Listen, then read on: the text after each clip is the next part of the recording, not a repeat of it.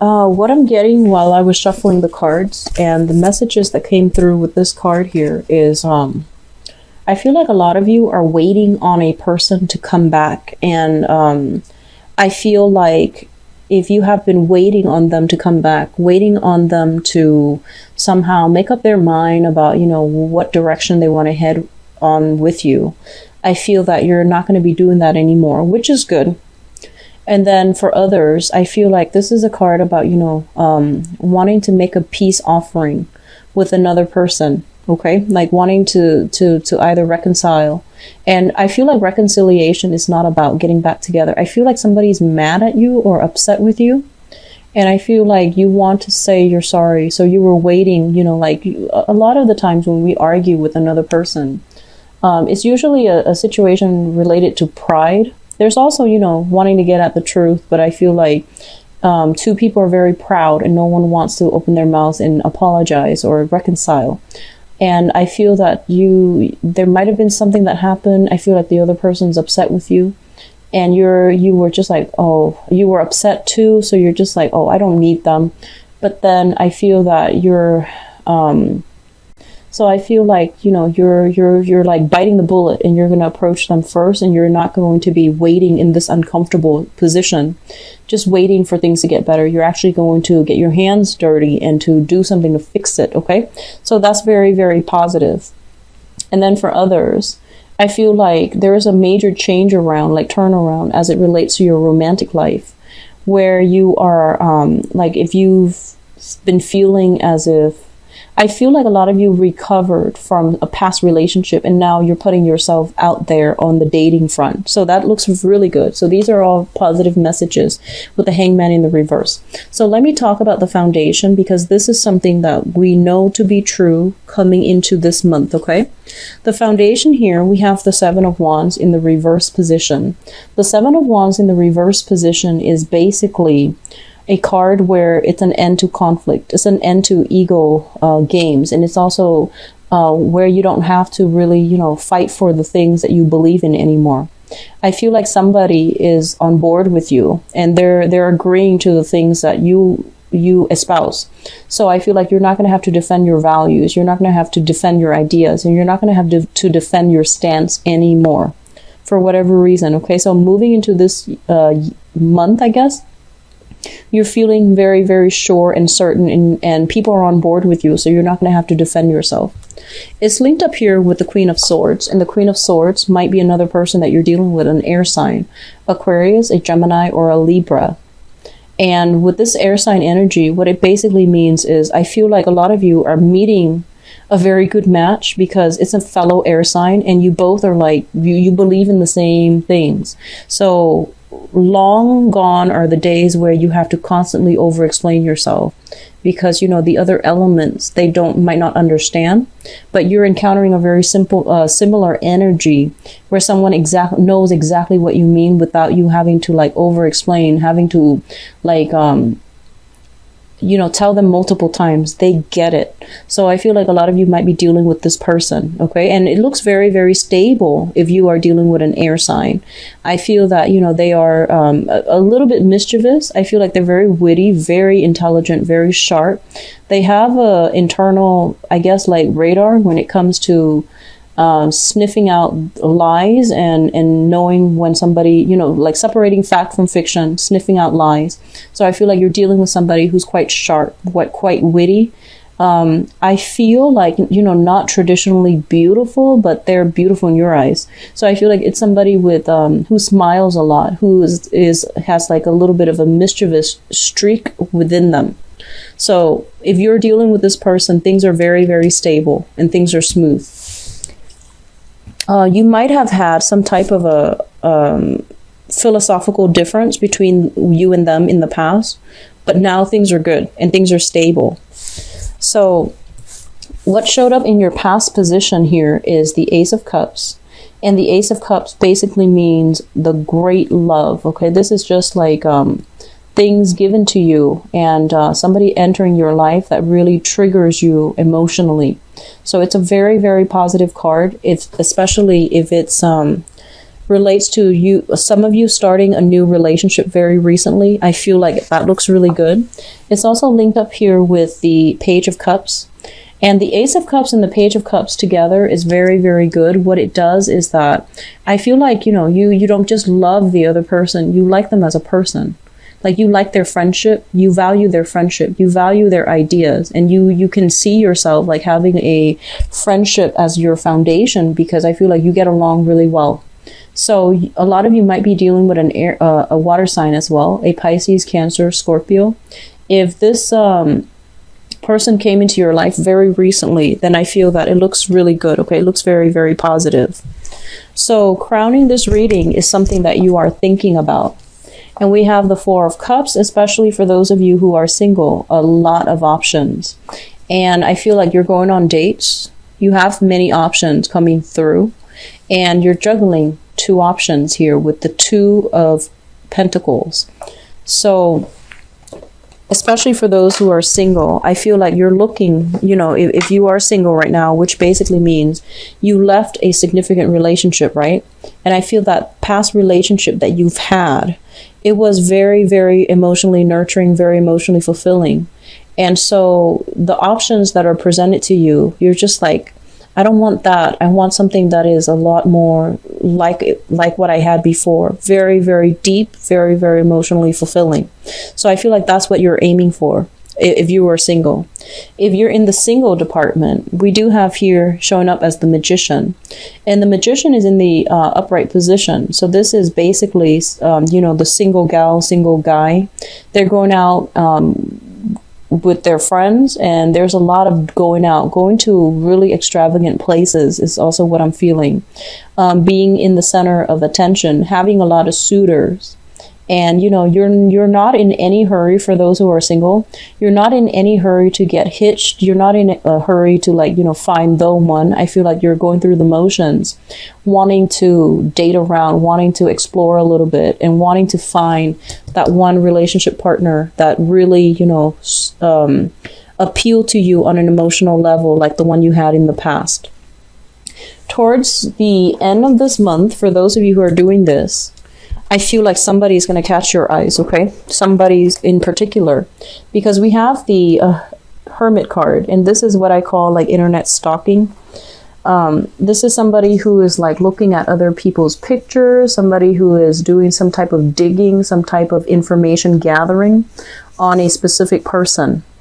And what I do sense is that if you are, single and dating, there's going to be somebody that catches your eyes towards the end of the month. And then likewise, if you're in a relationship, right? If you're in a relationship and you're kind of like eyeing somebody else, that can also show up. And I feel like for those of you who are juggling multiple people and you're supposed to be in a relationship, be very, very careful, because I feel like someone is digging into your path, like looking at your pictures or, prying. I feel like prying. Some information about what you're doing. So just be careful about that if you're juggling two people and you're not supposed to. What is coming through as well is, I feel a lot of you, what's coming through in the future position. We have the Queen of Cups, and the Queen of Cups is shown up in the reverse position. This is a Pisces, a Cancer, or a Scorpio. And this is somebody coming into the picture who wants to date socially. And I feel like if it's they have many suitors. They're going on many dates. And I feel like this is somebody that's going to catch your attention towards the end of the month for those of you who are single and dating. And I feel like you're going to be very swept away by this person. And you're going to do a lot of, I see a lot of like running obsessive thoughts about this person. And, this is a typical Gemini thing too. I feel that you fall in love very easily, like you get swept off your feet very easily. And once you like somebody, you really, really dig up information as well. So I feel that coming through towards the end of the month.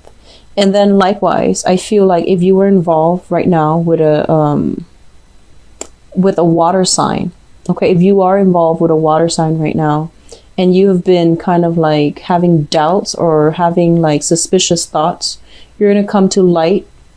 Some information is going to come to light. You're going to stumble upon some information about some indiscretion okay, that they are dealing with. And I don't usually enjoy saying that, but I feel it very strongly with this spread, where if you are dealing with a water sign, Pisces, Cancer, Scorpio, Sun, Moon, or Rising, and you have had suspicions, and you have looked into either their phone, their computers, or things like that, you're gonna stumble upon something. And if not already, if it hasn't happened already, so that's what I'm feeling here for your joint finances. Overall, it's a Two of Wands. It's actually a very, very good thing.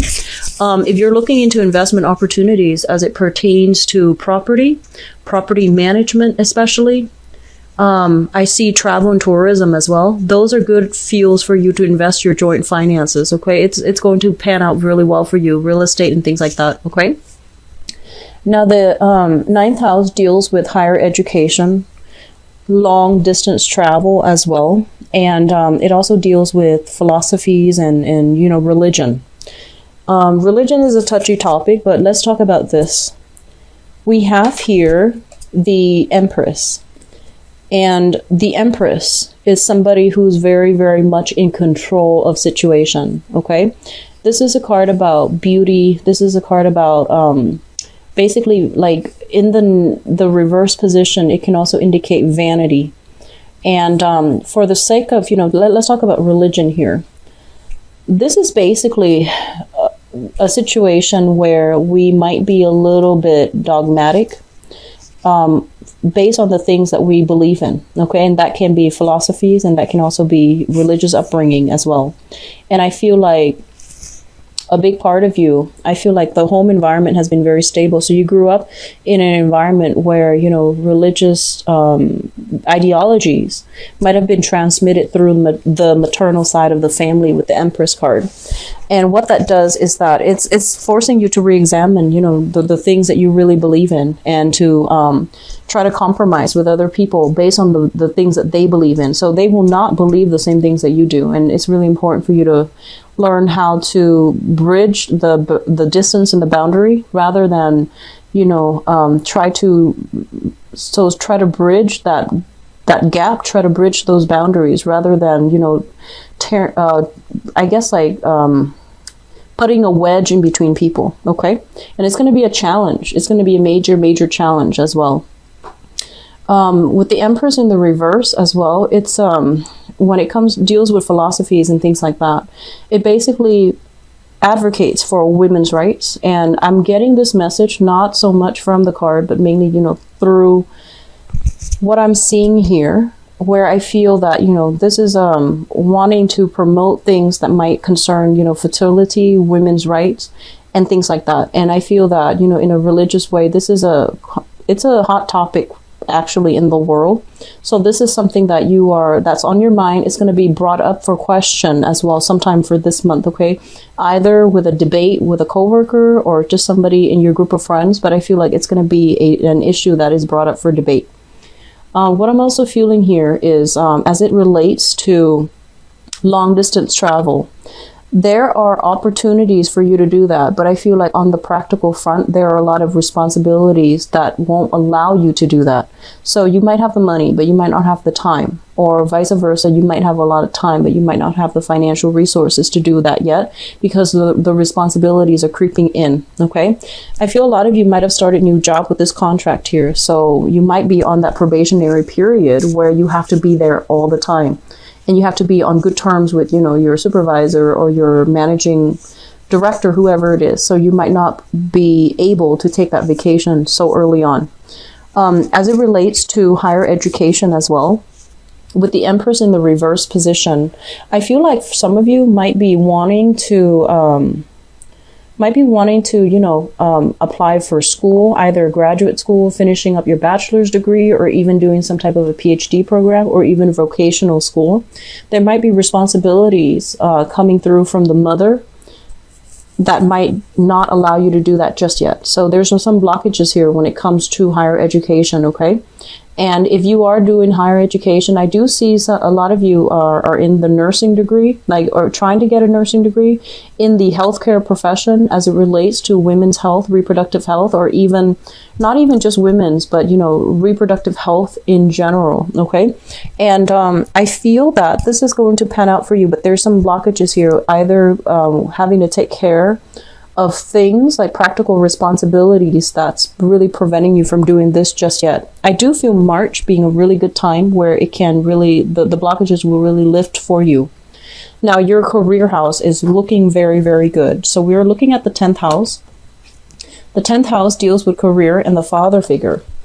So we have here the Magician, and this is such a powerful card. It's kind of like at the apex, you know, of your spread. So this is a really, really good card, which basically means that you have the power of persuasion, okay? Whatever you are dreaming about and you're trying to conjure up and trying to bring into the world, you're going to be able to do it successfully.